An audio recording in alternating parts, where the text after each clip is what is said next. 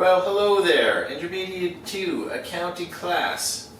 What we're about to do in this online lesson is basically accomplish the most unimaginable, amazing accounting feat ever known to man, which is review 3 things at the same time. So what we're going to do is look at residual values with leases from the lessee's point of view, the lessor's point of view, and once again, using the same numbers and same chart, the lessee point of view. So that's lessee point of view with a residual value that's not guaranteed, the lessor's point of view with a residual value, whether it's guaranteed or not, and the lessee's point of view with a guaranteed residual value or bargain purchase option.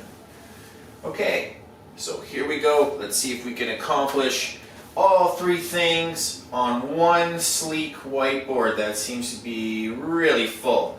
Okay, so in the KESO examples in your KESO Intermediate Accounting textbook, we're going to be looking at page 20-26, 20-27, and 20-45.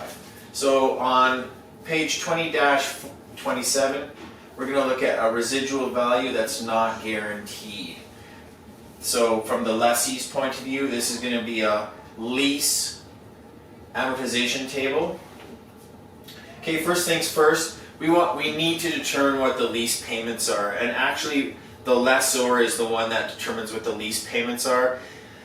After all, they're the one that owns the asset at first, and then they're going to lease it to the lessee for the amount that they prescribe. So how does the lessor come up with the lease payment? Well, they know what they want to earn on their investment. So if you're using a financial calculator, you're going to put 10% in I.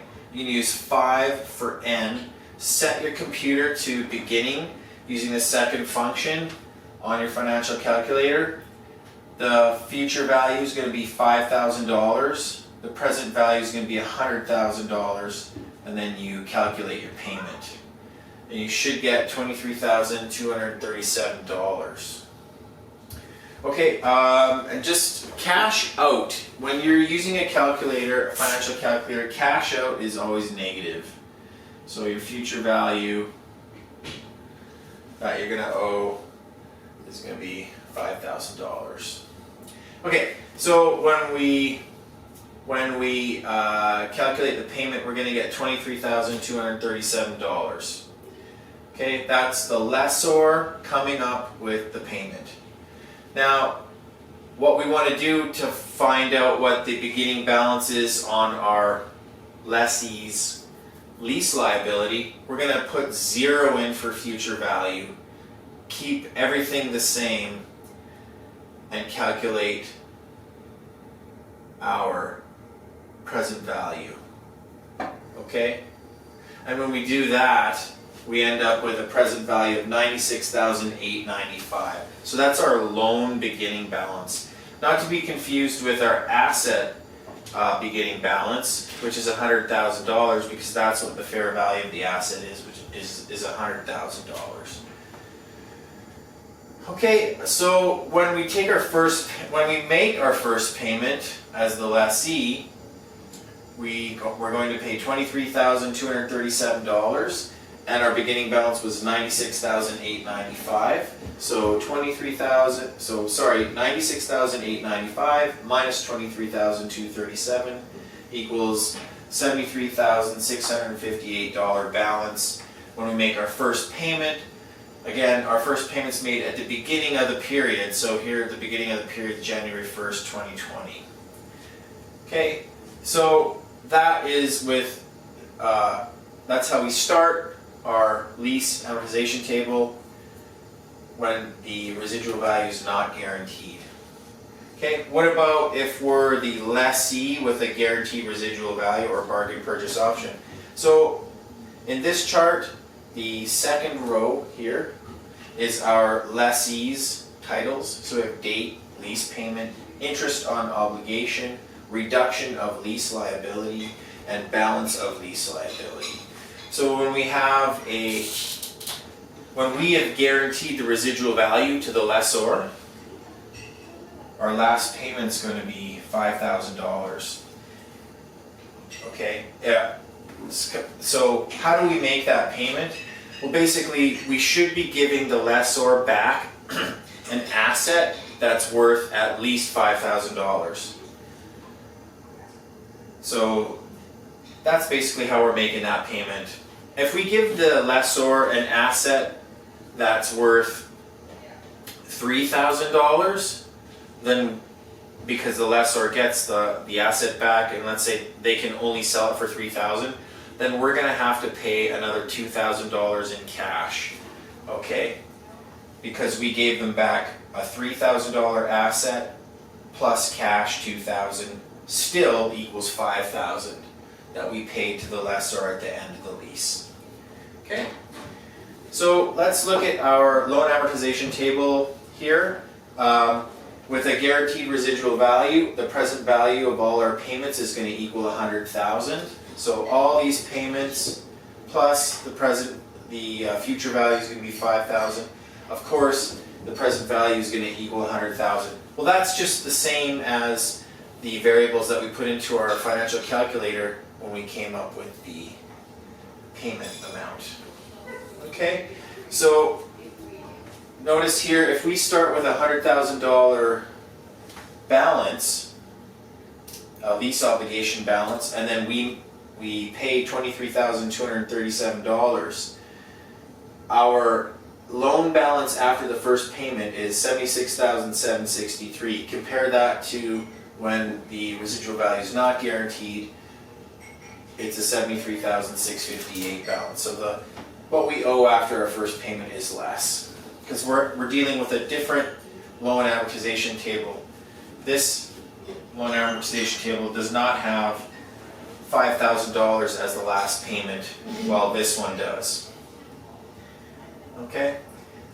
So for the lessor, this loan amortization table is going to look the same whether the residual value is guaranteed or not.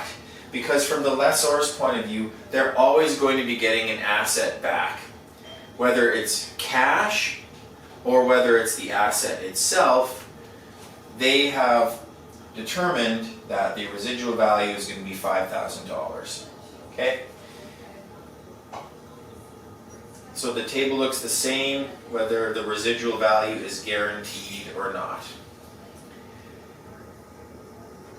And we've got different titles in this row for the lessor. So we still have date, payment received instead of a lease payment, interest on investment instead of interest on obligation, investment recovery. So this is how much they've of their principal investment they've recouped, and the net investment. Okay, so that an investment is something that you've it's an outlay, it's principal made into an investment. Okay, so when they get the asset back, their investment is zero because it's back in their possession. Okay, so they have nothing, no investment issued to the lessee anymore because they got either the cash or the equipment back as a final payment. So just to review here what we've gone over. So our lease payment's determined by the lessor. Okay, and you solve for the payment by putting in all the variables.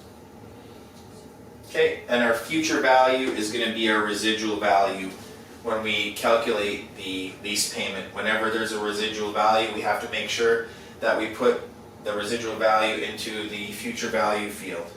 The lease obligation is the present value of all payments.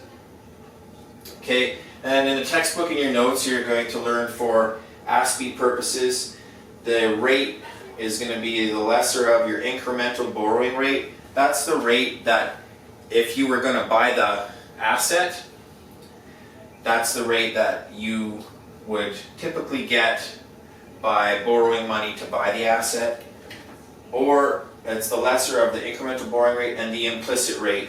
Well, that's the lessor's rate of return, okay, that they want to earn.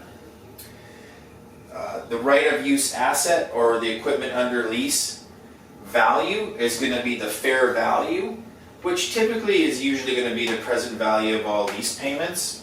Well, how do you find fair value? So in real life, I've had to do, oops, got to get on camera there, quite a bit of lease accounting before, and the way that I found fair value for the lessee's point of view is I would call the lessor and just simply ask them what they purchased the asset for. And usually they were pretty good about it, because remember, how does a lease occur? A lot of the time, if a business wants an asset, they'll go to a lease finance company, tell them the exact specific asset, say, I want that asset right there. The lease finance company will go purchase that asset, and then they will lease it to the lessee. So they can, most lease companies never really had a problem telling me what they purchased it for. Then from there, if you know what the payments are, you can pretty much solve for the interest rate, and then therefore find your implicit rate as well. So in real life, that's how I did it. And another way to find out what the fair value is you can basically ask the retailer or the dealership, what is the cash purchase price of this asset?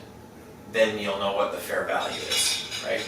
And then actually from there as well, you can determine what the implicit interest rate is by solving on your financial calculator or in Excel, okay, by calculating for I.